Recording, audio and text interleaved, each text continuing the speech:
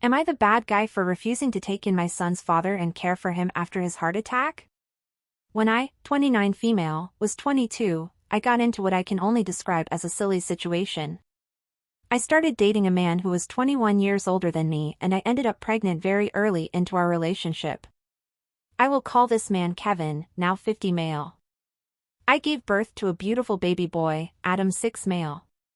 Kevin and I split when I was 25, due to issues mainly caused by Kevin.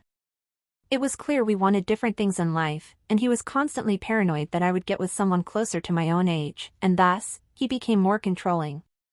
Despite all of this, we've managed to have a very good co-parenting relationship for our son. I don't regret our relationship because I got our beautiful little boy out it and I don't consider myself to have been taken advantage of. Kevin suffered a heart attack a few days ago and had a surgery to remove the clot. Kevin's older children, all daughters, all live out of state or far away, and my son and I are the only people he has close by. So I stayed with him in hospital and called his daughters to fly in to visit. Now, Kevin's doctors recommend that he stays with a family member for the next month to be safe, as he lives alone. Although I'm not technically family to him, I am his son's mother. So Kevin's daughters have expected me to let him live with me so they can return home to their families and jobs. I told them that I had stayed with him in hospital day and night until they arrived, and they couldn't expect me to give up my time to care for him now, especially given how tumultuous my relationship with him was. They're insisting that now, since we get along better, I should do it for my son and take Kevin in because my son will feel horrible in the future knowing his mother refused to care for his father when he was ill. They called me the bad guy for refusing, because now one of them will be forced to take time off work and come stay with him in my city, when I live only 20 minutes away from him and could easily look after him. I'm starting to feel that I am being the bad guy because this is clearly a difficult situation for everyone involved and I'm refusing to help out just because I don't want to live in the same house as Kevin again. Am I the bad guy? And now for the top comments. Not the bad guy. He is not your responsibility and they're trying to bully and guilt you into this, so they don't have to. He is their family, not yours. Your priority should be your son, not his father. They should be embarrassed that they can't be bothered to care for their own father. They want to, but it'll be difficult. One of them is married with children in a different state, and the other two live together with both of their boyfriends around 7 hours away from us. He isn't fit to travel, so one of them would have to come here, and from what I understand it'll be difficult for them to get time off to do so. They can do it in shifts. They don't need to take the entire month off.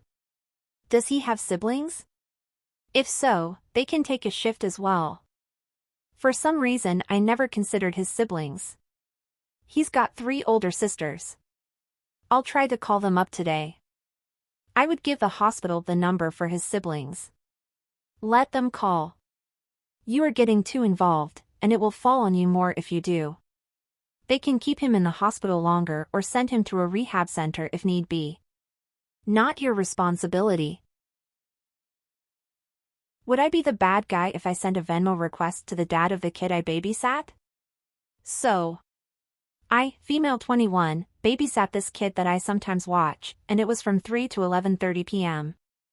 The parents always pay me but the dad seems to be holding off paying me this time.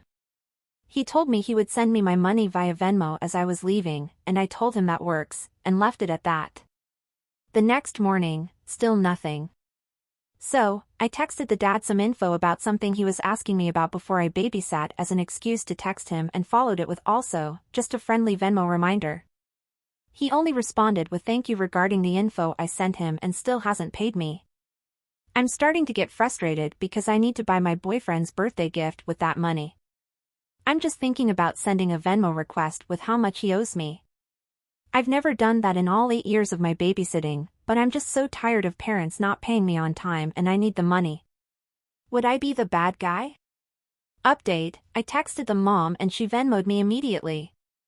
Thank you all for the quick advice.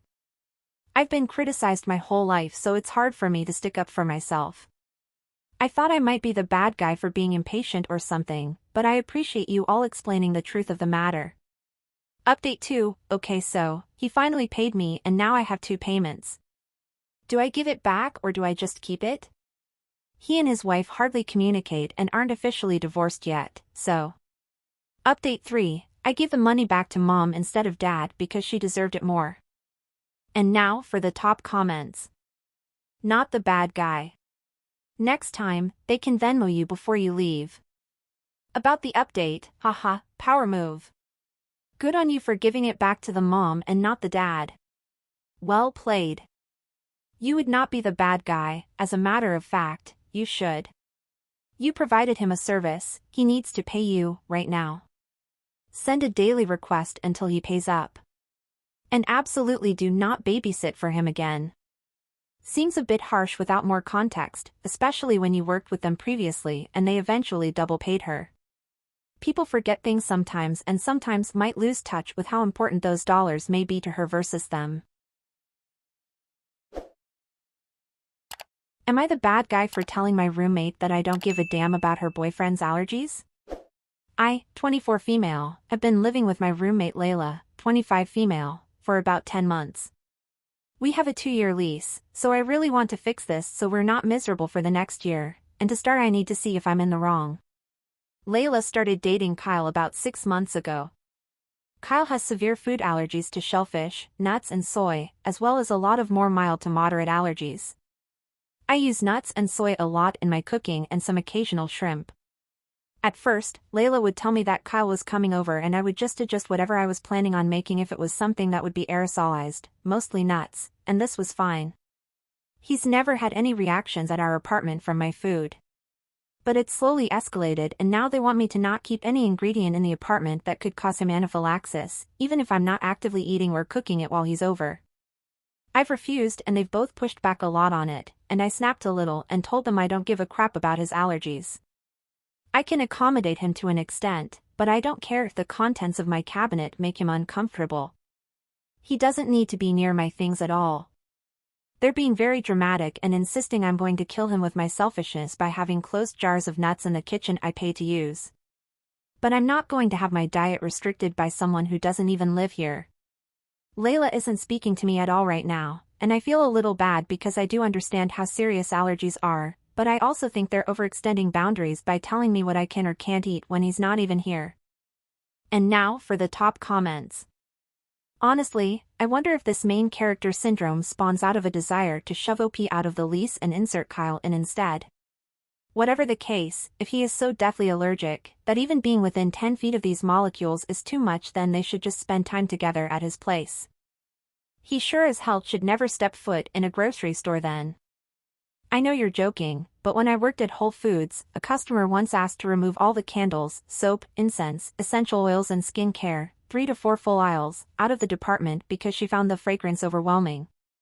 I cheerfully told her she should probably only shop online, and walked away. Laughing my butt off. What the heck? Did she actually think you would say, "Oh, let us take all of this down for you"? Entitled people fascinate me. How do you genuinely believe the world should revolve around you? They fascinate me as well. I really would love to understand what goes on in their heads. Like, do they just enjoy being jerks and saying crazy stuff to ruin someone's day, or do they truly think that it's reasonable to ask someone to spend 6 hours of manual labor moving-ish, so they can buy a bottle of vitamins? I have a feeling the boyfriend will be around a lot more often, i.e. move in unofficially, if you were to remove your food items. Not the bad guy. Right. Why don't they hang out at his place? He probably still lives with his mommy. Would I be the bad guy for not attending my mom's wedding? My mom is engaged to be married in June and I just don't support the marriage at all. She broke up with her now fiancé this year, and he snapped at the time. He showed up to her house in the middle of the night, blackmailed her, and faked his own death by sending her an email from his brother stating he had done so. She was afraid of him enough to talk to the cops and stay in a hotel for a few nights. 1 month ago, she called to tell me she was getting back together with him. And at the time, I told her I just couldn't support the relationship. Yesterday, they get engaged and plan to have a small wedding this June. She wants me and my 3 siblings there and none of us want to go. It just feels so rushed and childish to me. Plus, I 100% don't feel he's mentally stable and don't want my mom to marry him. I understand she is an adult and can do what she wants, but I just can't imagine going to her wedding and pretending to be happy when I don't think it's a smart idea at all. And now for the top comments. Not the bad guy. Stay away. This is her choice and her problem. Well, if weddings were like a box of chocolates, sometimes you have to opt out of the nutty ones. Not the bad guy. This guy is such a red flag. Your mom is an adult who can make her own decisions, but she shouldn't be marrying a guy who blackmailed her and faked his death. It's totally understandable why you don't want to go. Not the bad guy here. I think you lovingly tell her, "I love you and I can't support someone who has a history of manipulating you and messing with your head." The stuff you listed is borderline mental and emotional abuse. In my opinion, I think you're right to not support the relationship. Not borderline. You should go. With my friends, I tell them one time how I feel about their significant others, obviously only when I don't like them. Then I just continue to be friends and try to find some kind of common ground with the significant other. If I still want to see my friend, I have to accept that they are now a package deal. And I'm always there to support them once it inevitably goes bad. I've never ever said "I told you so" or anything like that. That is not how friends act. I'm sure your mom knows how you feel about this guy. So now it's time to suck it up and find a way to at least be in his presence in a peaceful way. She is a package deal, at least for now. Going to the wedding will show that you support her, not that you are accepting him. It's not an easy thing, but taking the high road is your best option here. Especially if you want to continue having a relationship with your mom. Sometimes people just need to make their own mistakes. There is nothing you can do about that. I wish you the best, OP.